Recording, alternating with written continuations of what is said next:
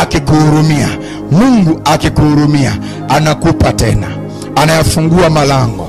Aliyefungua malango ya mji wa Negebu ambayo yalikuwa hayana mtu wa kuyafungua, atayafungua na malango ya kwako katika jina la Yesu Kristo wa Nazareti aliye hai. Anayenisikiliza usiku huu kwenye mazingira yoyote yale yaliyopo, haya maneno yanakuwa ya kwako, na kwa imani ukipokea yanakuwa hivyo na yanafanyika hivyo katika jina la Yesu Kristo wa Nazareti aliye hai. Aliyeyafungua malango ya Negebu atayafungua na malango ya kwako. Wamekosa ajira wengi, lakini wewe hautakosa ajira. Biashara za wengi zimekufa, lakini biashara ya kwako haitakufa.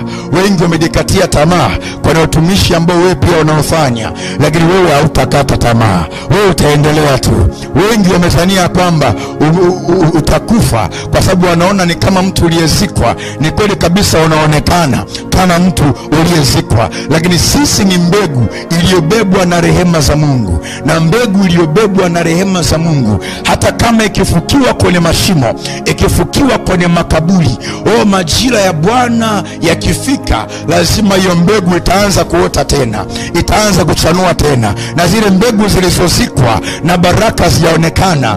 Kwenye wiki hili la malango kuwa wazi, malango ya baraka 7 yanaweza kufungua baraka. Lazima hiyo mbegu iliyokufa kwako itaota tena, itatokea tena, itazaliwa tena katika jina la Yesu Kristo wa Nazareti aliye hai. Iwe hivyo sawa sawa na imani yako, na Mungu atafanya hivyo, na itakuwa hivyo. Nasema tena, na itakuwa